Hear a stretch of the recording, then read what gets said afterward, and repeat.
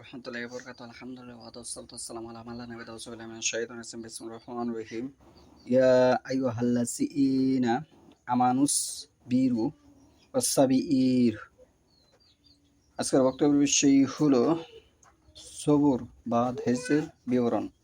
হে বিশ্বাসীগণ, তোমরা ধৈর্য ধারণ করো এবং ধৈর্য ধারণের প্রতিযোগিতা করো। সূরা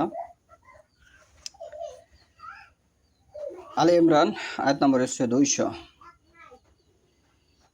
ওয়ালা নাবলু আন্নাকুম বিশাইম মিনাল খাউফি ওয়াল জুই ওয়া নাকসিম মিনাল আমওয়ালি ওয়াল আনফুসি ওয়াস সামারাত ওয়া বাশশিরিস সাবিরিন।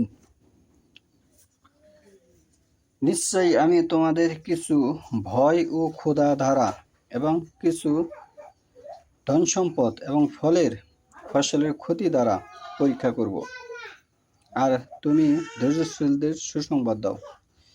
এই হাদিসটি হচ্ছে সূরা বাকারা 155, সূরা বাকারার 155 নম্বর আয়াত।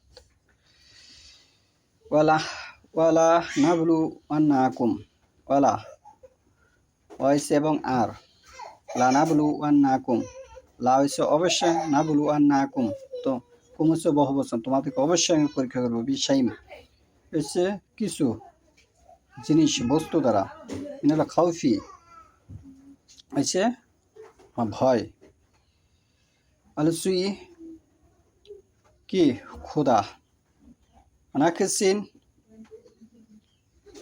মিনাল আমওয়ালি সম্পদ দ্বারা, সে সম্পদ সামারাতি ফল হতে পারে, অন্য কিছু হতে পারে,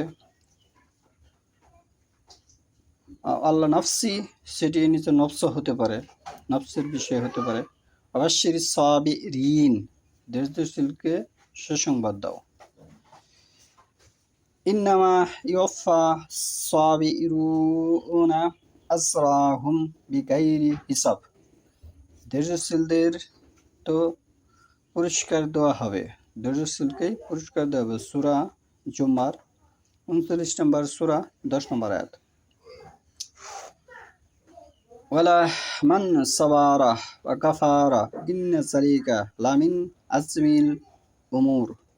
অবশ্যই যে ধৈর্য ধারণ করে এবং ক্ষমা করে, নিশ্চয় তা সুদীর্ঘ সংকল্পের কাজ। এই আয়াতটি হচ্ছে 42 নম্বর সূরা সূরা আয়াত হচ্ছে 43।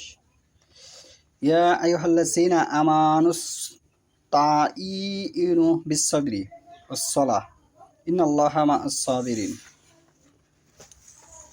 হে বিশ্বাসীগণ, তোমরা ধৈর্য ও সালাতের মাধ্যমে সাহায্য প্রার্থনা করো, নিশ্চয় মহান আল্লাহ ধৈর্যশীলদের সাথে আছেন। এই আয়াতটি হচ্ছে 2 নম্বর সূরা বাকারা আয়াত নম্বর 153।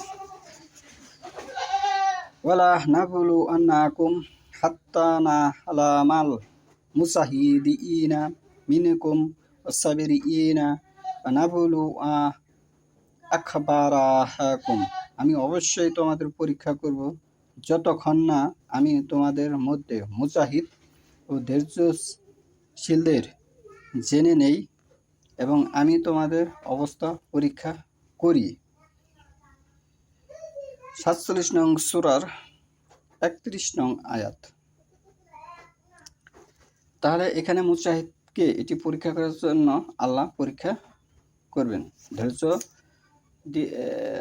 দিয়ে মাধ্যমে আপনাকে আল্লাহ পরীক্ষা করবেন, আপনি কতটুকু ধৈর্য ধারণ করতে পারেন। তাহলে এই বিষয়গুলো আমরা ধৈর্যের ফলে যেহেতু আমরা পুরস্কার পাবো, তাহলে আমরা ধৈর্যটাকে মাথায় রাখবো যে ধৈর্য দ্বারা কোনো খাতিরেই আমরা যেন কোনো বড় ধরনের অঘটনের সাথে আমরা জড়িয়ে না যাই।